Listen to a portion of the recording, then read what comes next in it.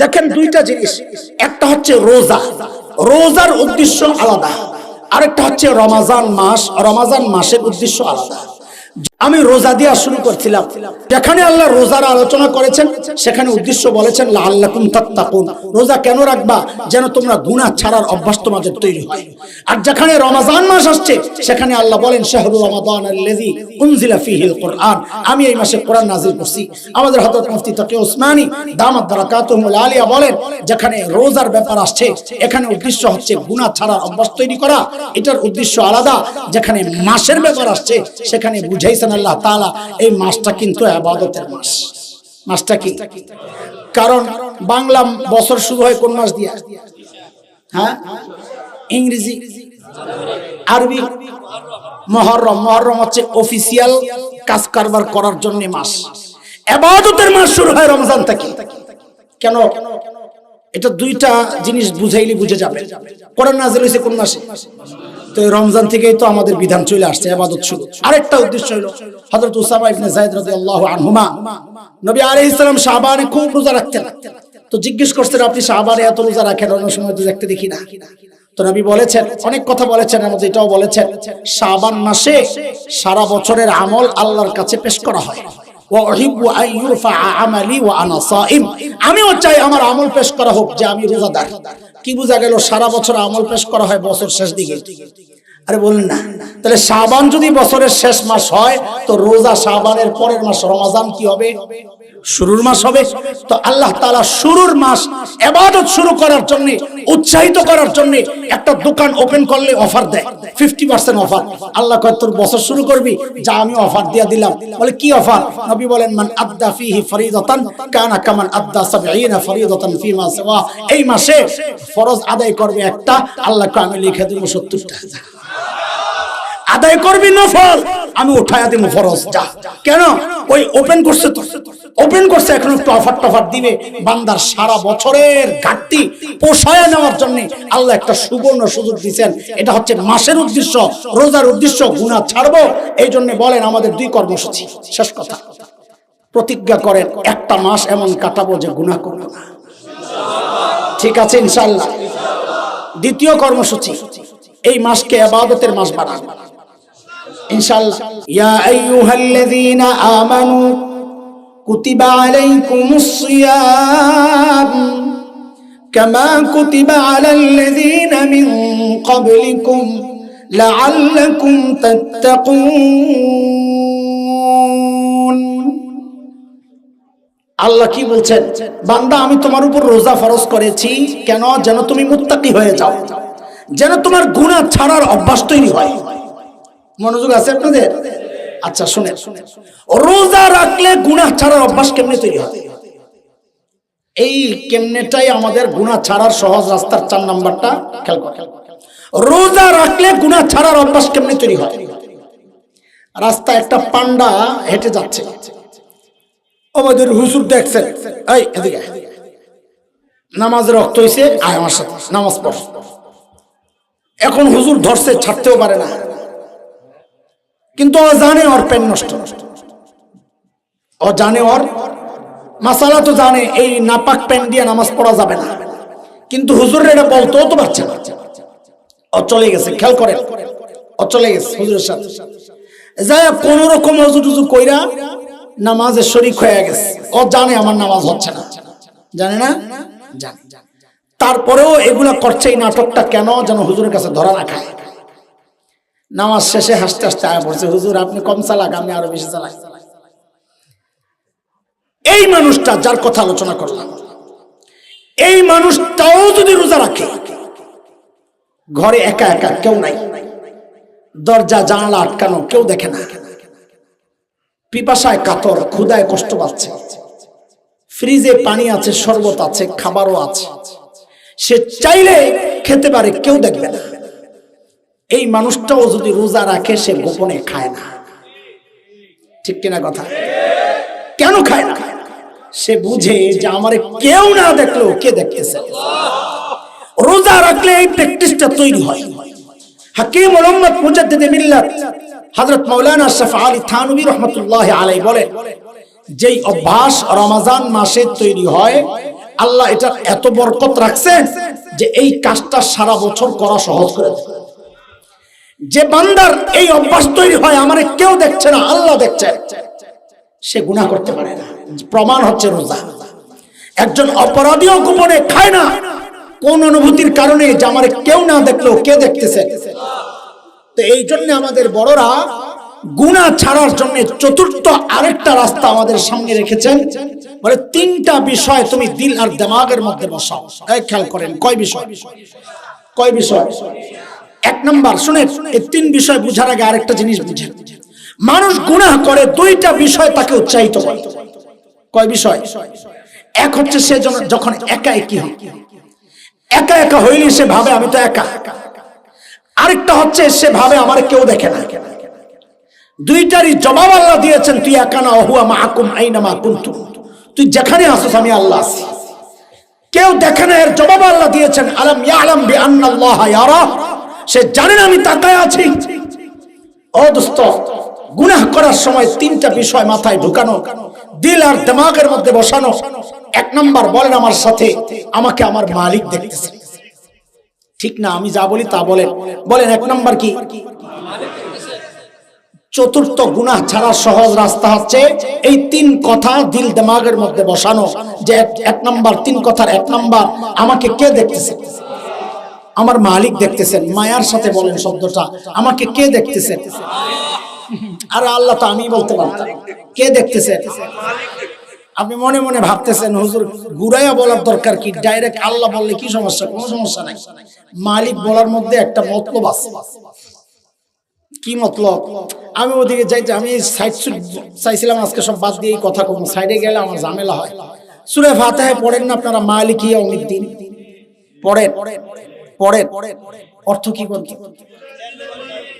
উত্তর তো সঠিক দিয়েছেন। কি দিবসের মালিক? অনেকে বলে ফেলে কিয়ামত দিবসের মালিক। না, বলেন কিসের মালিক? বিচার দিবসের মালিক। আচ্ছা, আমাদের হাইকোর্টে যিনি বিচার করেন তাকে মালিক বলে না বিচারক বলে? সুপ্রিম কোর্টে, সাধারণ কোর্টে বিচার যিনি করেন তাকে কি বলে? তো বিচারকের কোন আরবি শব্দ নাই? আছে হুজুর? হাকিম আছে, কাজী আছে, আর কত শব্দ আছে। বিচারকের জন্য তো আরবি শব্দ আছে। বিচার দিবসের বলেন না, যিনি বিচার করেন তাকে কি বলে? বিচারক বলে না মালিক বলে? তো আরবিতে বিচারকের কোনো শব্দ নাই, কথা বলে। তা আল্লাহ বিচারক নিজেকে না বইলা মালিক কেন বললেন? প্রশ্নটা বুঝে আসছে না? বলে মালিক বলার কারণ আছে। মুহাক্কিকিনরা বলেন বিচারক আর মালিকের মধ্যে পার্থক্য আছে। কি পার্থক্য? বলে বিচারক বিচার করেন সংবিধান অনুযায়ী, এর বাহিরে যাওয়ার কোনো সুযোগ নাই। আদালতে যারা বিচার করেন সংবিধানের বাহিরে যায় বিচার করার কোনো সুযোগ। এই টুপিটার মালিক আমি। আমি যদি টুপিটা কাউকে ফ্রিতে দিয়ে দেই, কারো কিছু বলার আছে? কেন নাই? আমি মালিক। আমি যদি টুপিটা কারো কাছে 10 টাকায় বিক্রি করি, কারো কিছু বলার আছে? কেন নাই? আমি মালিক। আমি যদি ফালায়া দিই কাউরে না দিয়া, কারো কিছু বলার আছে? কেন নাই? আমি মালিক। মালিকের কোনো সংবিধান নিয়ম, আমার যা ইচ্ছা আমি তা করবো, তোর কি? আল্লাহ তাআলা নিজেকে বিচার দিবসের বিচারক না বলে মালিক কেন বললে? তা আমাদের বড়রা বলেন, আরে এটা আমার জন্য অনেক বড় একটা আশার অবস্থা, রাস্তা খুলছেন আল্লাহ তাআলা। আল্লাহ যেন বলতে চান, বান্দারে তুই নামাজ পড়স নাই, আমি যদি বিচারক হইতাম সিস্টেম মতো বিচার কইরা তোরে জাহান্নামে পাঠায়া দিতাম। তুই রোজা রাখস নাই, আমি যদি বিচারক হইতাম সিস্টেম মেনে তোকে জাহান্নামে পাঠায়া দিতাম। কিন্তু আমি তো আজকে বিচারক না, আমি মালিক, বিচার দিবসের মালিক। মালিকের কোনো সিস্টেম চলে না। তুই আজীবন গুনাহ করছস, আমি চাইলে সব মাফ কইরা তোরে জান্নাত দিয়ে দিতাম। বুঝে আসছে না কথা? ওই জন্য বারবার ওইটা বলাইতেছি। বলেন আমাদেরকে কে দেখতেছে? আবারও কয় আল্লাহ। আরে মালিক বলার মধ্যে আল্লাহর কাছে একটা চাওয়া আছে গোপনে, সেটা হইলো আল্লাহ আপনি তো আল্লাহ, ঠিকই আছে, আল্লাহর জাতের নাম। মালিক বলার মধ্যে আলাদা একটা চাওয়া আছে যে আপনি তো মালিক, আমি তো অপরাধী, সিস্টেমে ফালাইয়া দিলে আমি শেষ হয়ে যাব, কিন্তু আপনি তো সিস্টেমের ধার ধারে না। আপনি চাইলে আমার ওই সব গুনাহ বাদ দিয়ে আমার জান্নাত দিয়ে দিতে পারেন। মালিক বলার মধ্যে একটা ভিতরে রহস্য তো আছে, ওই রহস্য বুঝাই বল ডাক দিতে হবে। বলেন কি বলতে হবে? তো কয় কথা দিল আর দিমাগের মধ্যে বসাইতে হবে? 3 কথা, খেয়াল করেন। 1 নম্বর বসাইতে হবে, আমাকে কেউ না দেখলো কে দেখতেছেন? আমার মালিক দেখতেছেন। মাশাআল্লাহ, দিল থেকে বলেন কে দেখতেছেন? মালিক শুধু দেখেন না, আমি আপনি যখন গুনাহ করি মালিক পেছন থেকে ডাকতে থাকে।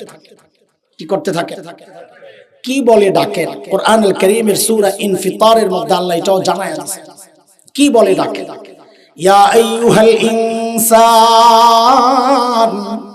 মা গররাকা বিরাব্বিকাল কারীম। ও মানুষ, ওই কারীম রবের ব্যাপারে তোমাকে কে ধোঁকায় ফেলায়? দোস্ত, এই ডাক্তার ওজন কত এটা বুঝতে হলে কারীমের অর্থ বোঝা লাগবে। কারীমের অর্থ না বুঝলে এই ডাকের ওজন বোঝা যাবে না। কারীম কাকে বলে? কারীম কাকে বলে? আরবিতে কারীম বলে ওই দাতাকে যিনি না চাইতেই দেন। এবার একটু বুঝে শুনে বলেন, আমার এই চোখটা চায়া পাইছি না না চায়া? কান চায়া পাইছি না না চায়া? জিহ্বাটা চায়া পাইছি না না চায়া? একবারে বলে ফেলেন শরীরের কোন অঙ্গটা চট্টগ্রাম ঢাকা হাইওয়ে রোড অবরোধ কইরা আন্দোলন কইরা আল্লাহর কাছ থেকে চায়া? কথা কথা একটাও না। সব আল্লাহ না চাইতেই দিছেন। যেই দাতা, যেই জাত না চাইতেই দেন তাকে কি বলে? মালিক বলে। আল্লাহ বলছেন বান্দারে কারীম বলে, মালিক না কি বলে? কারীম বলে। আল্লাহ বলছেন ওরে বান্দা, ওই কারীম রবের ব্যাপারে তোরে কে ধোঁকায় ফেললো? এই কথার ওজনটা বোঝার জন্য একটা উদাহরণ বুঝেন। আমাদেরকে আল্লাহ আল্লাহ রসুল বাদ দিলে সবচেয়ে বেশি ভালোবাসেন? আগে একবার বলছি কে? আল্লাহ আল্লাহ রসুল বাদে এগুলো আল্লাহ আল্লাহ রসুলকে আনা যাবে না। সবচেয়ে বেশি ভালোবাসে মা। মার কলিজায় কত দরদ আর ভালোবাসার মহাব্বত আমি কেমনি বুঝাবো? আমি তো মা না, এটা শুধু মা জানে। মাকে যে আল্লাহ বানাইছেন সে আল্লাহ জানে। আগে একটা উদাহরণ দিছি মায়ের দরদের কথা, আমার মায়ের কথা বলেছিলাম, মনে আছে না? আমরা এটা বলতে পারবো না, তবে কোরআন সুন্নাহ পড়ে মাসআলা শিখে যেটা জেনেছি অনুমান করতে পারি মার দরদ কত। যেমন একটা মাসআলা আপনাদেরকে শোনাই। একটা মাসআলা তো এমন, কোন সন্তান যদি বাবা মার আগে ইন্তেকাল করে তো বাবা তো সন্তানের লাশের পেছনে পেছনে যেতে পারে, বাবা তো সন্তানের কবরেও নামতে পারে। বলে কেন? বাবার কলিজায় কি দরদ মায়া নাই, ভালোবাসা নাই? বলে আছে। বাবাও চিৎকার করে করে কাঁদবে, বাবাও বুক চাপড়াবে, কিন্তু বাবাকে আল্লাহ ওই শক্তি দিয়েছেন সন্তানকে দাফন করে বাবা উপরে ওঠার মতো ক্ষমতা রাখে। কিন্তু কোন মায়ের জন্য সন্তানের লাশের পেছনে যাওয়া চলবে না, কোন মায়ের জন্য সন্তানের কবরে নামা চলবে না। কেন? দুনিয়ায় এমন কোন মা নাই যে সন্তানকে দাফন করার জন্য কবরে নামবেন, সন্তানকে দাফন করে সুস্থ অবস্থায় উপরে উঠবেন, এমন কোন মা নাই। নিজেও লাশ হইয়া শুয়ে পড়বেন। আমি একটু জিজ্ঞেস করতে চাই আপনাদের কাছে, আমি ওই আয়াতের ওই ডাক্তার ওজন বুঝাইতেছি, একটু জিজ্ঞেস করতে চাই মার কলিজায় যে এত মায়া, একটু বুঝে শুনে বলেন তো কেন মা আমার কান বানাইছে, চোখ তো বানাইছে, জিহ্বা, হাত পাও, তো কি বানাইছে? বলেন না কি বানাইছে? কিচ্ছু বানান নাই। অল্প কয়েকদিন ভাড়াটিয়ার মতো পেটে ধারণ করেছেন, লালন করেছেন, জন্মের পর পালন করেছেন, তাতেই মার কলিজায় এত মায়া, তাতেই মার কলিজায় এত মায়া। আহ আহ, তাইলে যে আল্লাহ আমার চোখ বানাইছেন ওই আল্লাহর কত মায়া, যে আল্লাহ আমার কান বানাইছেন ওই আল্লাহর কত মায়া, যে আল্লাহ আমার হাত পাও বানাইছেন ওই আল্লাহর কত মায়া, যে আল্লাহ আমাকে এত এত নিয়ামত দিয়া বাঁচায় রাখছেন ওই আল্লাহর কত মায়া। আরে মায়াটা বুঝেন না? ভাবেন কোনদিন? মায়া বুঝেন? ভাবেন? আমি আপনি যখন দরজা জানলা আটকায়া ভেতরে গুনাহ করি, ভেতরে গুনাহ চলছে, ভেতরে গুনাহ চলছে, ওই গুনাহ অবস্থায় আমার মালিক দরজার নিচে দিয়া বাতাস আর অক্সিজেন পাঠায়া দেন যেন আমি মইরা না যাই। এবার ওই ডাক্তার ওজন বুঝে আল্লাহ যে পেছন থেকে ডাকতে থাকেন, আমি আপনি যখন গুনাহ করি আল্লাহ ডাকতে থাকেন, কি বলে? ইয়া আইয়ুহাল ইনসান মা গররাকা বিরাব্বিকাল কারীম। আই বান্দা, ওই কারীম রবের ব্যাপারে তোরে কে ধোকায় ফেলছে? মানে কি, আরে তুই যে চোখ দিয়ে ওই নায়ক নায়িকা দেখতেছস, ওই চোখ তো ওরা তোরে দেয় নাই, এটা আমি কারীম রব দিছি, তুই চাস নাই, আমি মায়া করে দিছি। আমার মায়া করা দেওয়াই নিয়ামত তুই আমার বিরুদ্ধে লাগাইতেছস। যে কান দিয়ে তুই গুনাহ করতেছস, ওই কান তো তোর ওই গায়ক গায়িকা দেয় নাই, আমি আল্লাহ দিছি। যে জবানে তুই আমার নাফরমানির কথা বলস, ওই জবান তোর নেতা নেত্রী দেয় নাই, আমি আল্লাহ দিছি। আরে যে হাত দিয়ে আমার বিরুদ্ধে লেখস, ওই হাত তোর নেতা দেয় নাই, তোর সরকার দেয় নাই, তোর অফিস দেয় নাই, তোর নেতা দেয় নাই, তোর মালিক দেয় নাই, ওই হাত তো আমি আল্লাহ দিছি। আমার দেওয়া অঙ্গ দিয়া তুই আমার বিরুদ্ধেই লেখছস, আমার বিরুদ্ধেই বলছস, আমার বিরুদ্ধে কথা শুনছস, আমার বিরুদ্ধে আমি যা নিষেধ করেছি তা দেখছস। কেন রে বান্দা, কি পাইয়া তুই আমারই ভুলে গেলি? কি পাইয়া তুই আমারই ভুলে গেলি? বলে আল্লাহ কারীম তো ওই সত্তাকে বলে যিনি না চাইতে দেন, আপনি আমার কি কি দিছেন? তা আল্লাহ যেন জবাব দিচ্ছেন, আরে জালিম, তোর চেহারার দিকে তাকায়া দেখ, তোর কি দিস। সব জায়গায় তাকানোর দরকার নাই, তুই খালি তোর চেহারার দিকে তাকায়া দেখ। আল্লাযী খালাকাকা ফাসাওয়াকা ফাআদালাক ফি আই সূরাতিন মা শাআ রাক্কাবাক। তোর মতো সুন্দর করে আমি কাউরে বানাই নাই।